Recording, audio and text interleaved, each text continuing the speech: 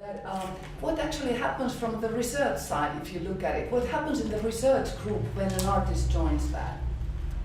You're assuming that the project, it's a group project. Well, but in the research, Mm-hmm. in a research group, you have different projects, and so an artist is not going to be integrated in the research objective of the scientific work. That is not true. My experience and what has worked better for me is I don't want to go into their objectives. I want to have my own objectives, my artistic objectives.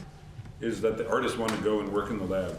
Very few scientists have been offered like an exchange of coming to a studio and freaking out, you know, like a really messy studio with paint and a big canvas and just saying like, look, you go like this.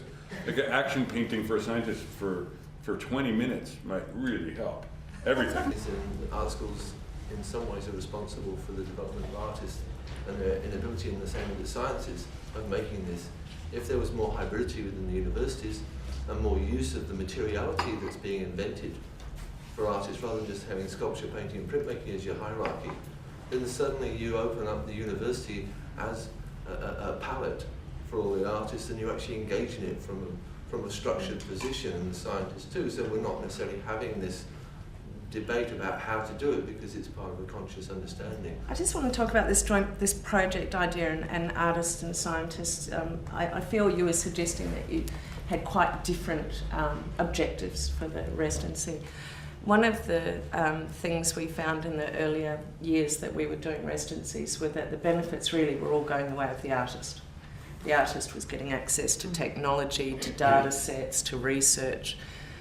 And the scientists got some pretty pictures to market their activities to a general public. Can I ask if there is any examples of where you don't have a collaboration, where you actually go in as an artist and you stay in the lab, but you don't actually collaborate as a, so you don't have a partner, so to speak, but you're part of that lab and work in there as, not a scientist, but as an artist? We don't do it. Symbiotica is more like that. Yeah, and I want to add, I mean, because that's a good point, and also along the lines of collaboration, there are, it's strange for me to say, I would fight against this, but there are two cultures, and it's sometimes good to have difference. Even the last scientist I worked with was like, don't try to make any science, don't rush into that headlong.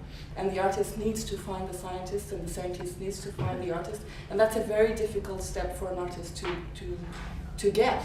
My difficulty at the beginning, and still is now, is I have projects, I have ideas, but where do I find my match in terms of science, in terms of scientists? We offer it, well, you know, obviously we've got, sorry, we have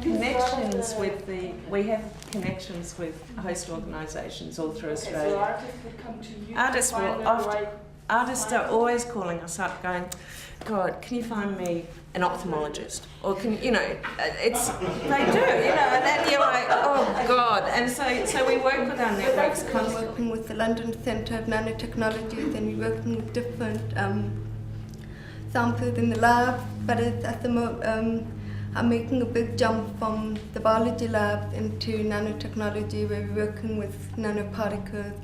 So at the moment, I mean, it's me learning at the moment.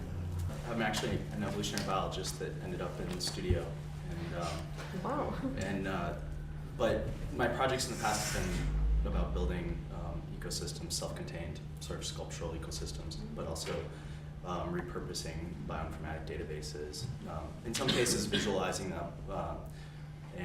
But one thing I've noticed is that it's not just, for me at least, necessarily just an artist in the lab or scientist in the studio per se, but it's usually groups of people that have lots of different functions, whether they're programmers or whether they're social scientists or educators, oftentimes working on problems so that it becomes much more than maybe even just an artwork or a science project for that matter.